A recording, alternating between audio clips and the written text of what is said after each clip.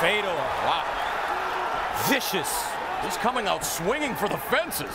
Silva's got to move his head more and keep that right hand up real high when he throws that jab.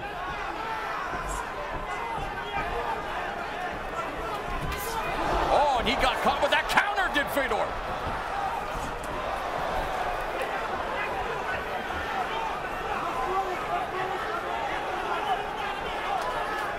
Fedor keeps that left hand real low, and it's deceptive because you can't tell he's going to throw it, and he lifts it up in uppercut or hooking fashion. Look at the size difference in the hands of Antonio Silva and Fedor Emelianenko. Silva, a little tentative. Fedor, great at making adjustments on the fly, Frank. Yeah, fantastic. And he just countered that sort of grip in that position on the cage where he doesn't want to be. And this is the key that you talked about. This is where Antonio Silva, who I heard at fight time is at 285 pounds, a huge weight differential here, wanting to use the size to wear down Emelianenko. And I believe he's got the skill and the conditioning to stay in there for a long time. All right, break, separate. Let's go, fight. Overhand right, left uppercut by Fedor. But the one thing that's a little worrisome to me about Fedor is he's not setting up that overhand right. And he's already been marked up on his nose. I mean, this is a slugfest. He just landed. Oh, beautiful right hand by Silva that backs up Fedor. Oh, and Silva waved him forward. I'm surprised. Emelianenko's hands are very low here, Frank. Too low. They're too low, but he's used them in the past to lure people in because you can't tell where they're coming from. It's a great deceptive ploy, but it leaves his head open for that long jab. But how many times can you risk fate? He's Fedor. He can do anything he wants.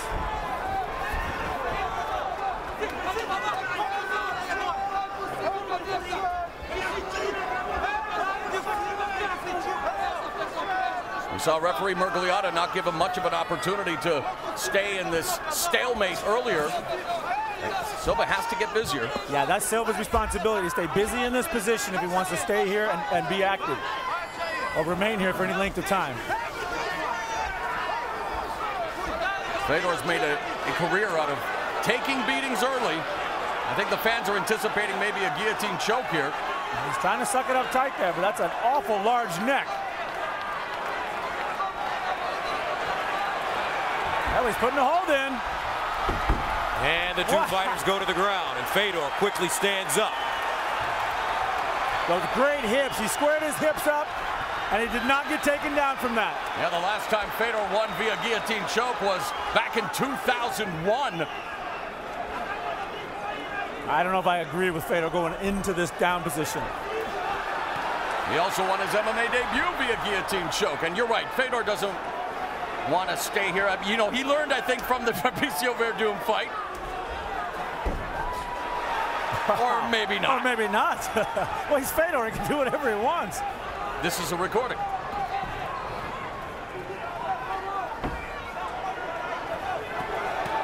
Grounded pound by Fedor. Of course, oh. Wow. Looking for the far side, Kimura. Against the BJJ black belt. Nice escape by Silva. 50 seconds remaining in the first round. Yeah, great pace to this opening round. What a fight we're seeing here between Silva and Fedor Emelianenko. Blood coming out of the nose of Fedor. He took a big straight right as soon as his back hit the cage just a second ago.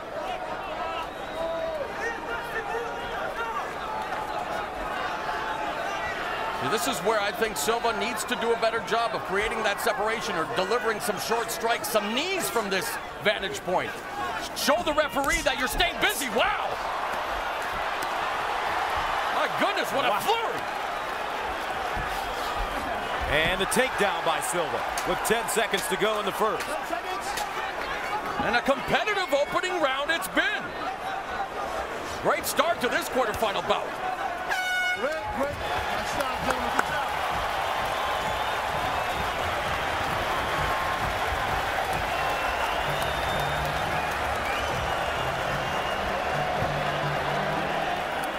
A lot of bombs being landed in the first round. Yeah, they wasted no time here. Fedor with just a massive upper hook, and Silva with that extra reach. He popped that right hand a few times, and it backed up. Fedor, look at Silva, wave him on, and they're just marching forward. And I don't like the way Fedor's got his back on the cage because he's taking shots there. He's a smaller guy. He needs to stay a little more mobile. He took that one right on the chin, and he's staying a little too close, in my opinion, to Big Silva. Alistair Overeem, the Strikeforce heavyweight champion, cage side looking on. He'll fight Fabricio Verdum in his first fight. It's off Dexter, I think. I think I saw that kid on Dexter. I think so.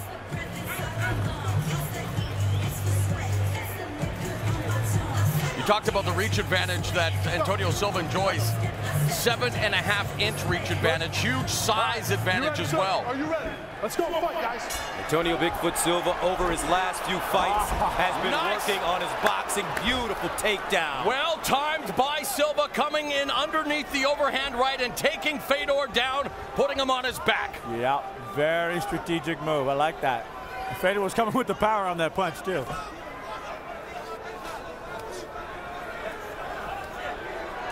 I think a lot of people underestimated. I know the odds were something like 5.5 to 1, Fedor being the favorite. I mean, Antonio Silva is a BJJ black belt, a formidable striker, and again, size does play a factor. Fedor Emelianenko, for all of his strengths and all of his prowess, is an undersized heavyweight. He's finding that out in this fight. And Silva's doing a good job of continually pressing through that guard and trying to advance his position. You can see his left leg hooked on the leg there of Fedor. He's opening up his legs and he's just marching forward. Grandmaster in Sambo, self-defense without weapons, loosely translated from Russia. And the crowd, of course, a huge Russian contingent, Gus, chanting the Fedor name. In the first round, they stood for 3 minutes and 55 seconds and were on the ground for 1 minute and 5. And now, Silva passing, getting the side control. North-south now, and this could be dangerous for Fedor Emelianenko. Switches to the other side. Wow, knee on belly. This Silva very comfortable here. And he mounted him easily. Emelianenko, what I was worried about. And these aren't hammer fists. These are sledgehammer fists, and he's got his back. Oh, he stretched him out there. Fedor's got to get his back to the mat again. He's going to have to avoid the blows to do it. We've seen Fedor Emelianenko in trouble before, going back to his Pride days against Kazuki Fujita. And the energy it takes to roll over like that and push through Silva's weight, that's going to fatigue him out. He's going for the choke.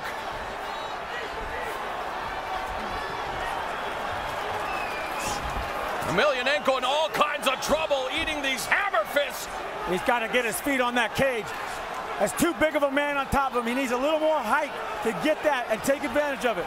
And we still have 2 minutes and 44 seconds remaining in this second round. The great champion in trouble. Silva. Ground and pound.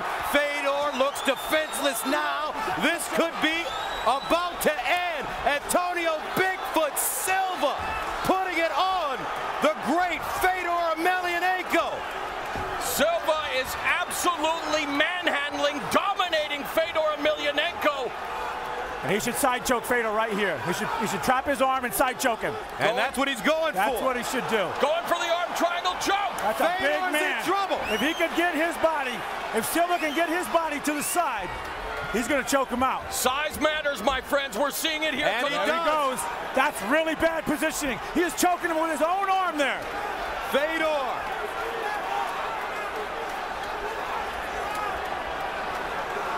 That's a bad The spot. crowd is sitting on pins and needles. They're stunned at what they're seeing. Silva's got to get that arm a little further across his face. And Fedor turns out of it. Wow. The crowd explodes here in New Jersey. A nice escape by Fedor, but how much energy has he expended? This has been a round dominated by Antonio Silva. And Emelianenko exhausted, hanging on for dear life with 1 minute and 20 to go in the second round. Scheduled for 3 5-minute rounds. This is the Strikeforce Grand Prix Heavyweight Tournament. On Showtime. Antonio Bigfoot Silva said he needed to beat a legend, to become a legend. And right now he's in good shape with 1 minute to go. How did you score the first round, Frank? Because it was very competitive. This one obviously belongs to Antonio Silva. Yeah, I would have, I don't know about the first round. I might have given it to Fedor, but this one is all Silva. Is there an argument for a 10-8 round because of the near submission? Could be. What's hard to tell is to fight out of a choke is a tremendous movement. Oh, knee bar! He's in a knee bar. Now that knee's just below his groin, so it's not exactly on it, but that's gotta hurt. 26 seconds to go. Emelianenko's eyes swollen. And Emelianenko's gonna go for a leg lock. He's going for a Sambo leg lock. The Grand Master in Sambo. Not affecting Silva at all. He's gonna try to break the Bigfoot. 6 seconds. Nope. Not at all. He'll just wait. What a round. Dominant round by Antonio Silva.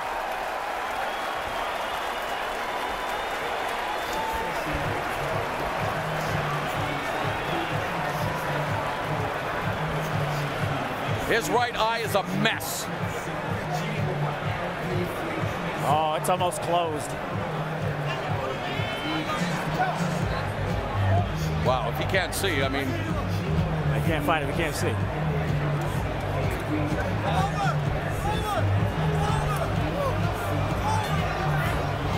Referee Emelianenko has waved off the fight. They're stopping the fight. They've stopped it. Wow, they have stopped it. They've stopped this fight. Antonio Silva has won. Unbelievable. Don't let him. Don't let him. This is a stunning turn of events. Fedor doesn't know. This is your fight. This is your...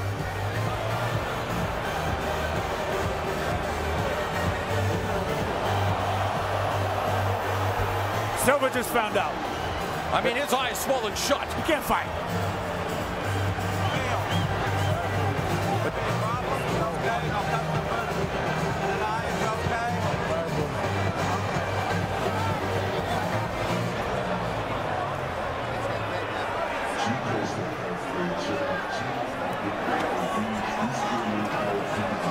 There seems to be confusion in the cage. I saw referee Emelianenko wave it off. Antonio Silva has advanced to the semifinals of this Strikeforce Heavyweight Grand Prix. And I don't think Silva knows. I don't think he knows. Now they do. Now he does. Now he does. Amazing. Antonio Bigfoot Silva.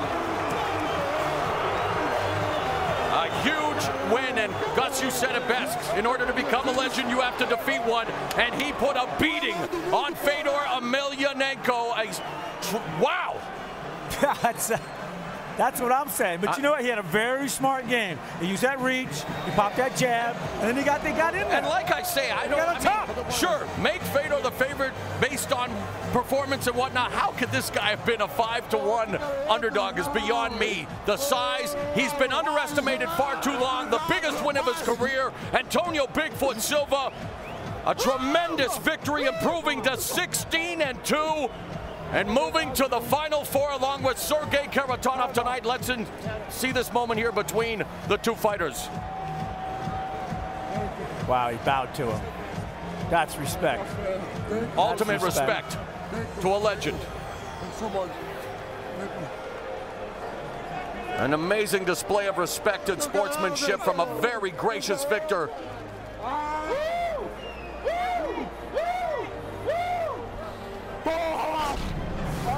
Well, it was the bad positioning, one, but more so the hammer fist that just continued to beat down poor Fedor, and his face shows it. I mean, look at him. Silva is just holding his head down and punching him in place, letting him roll around. He wasn't getting out of that position. Every time he rolled over, he opened his legs. He let him get the back. He choked him a little bit, and he just rode him, stretched him out. How much did size play a factor in this fight? This was all size. I mean, take nothing from Silva. No, the technique Silva is an awesome fighter, but when you talk about 34 pounds in this sport, that is 34, almost 40 plus, I bet. That's just hard, man. And the punching difference. When you talk about you punch someone with 40 extra pounds behind your fist. At this stage of his career,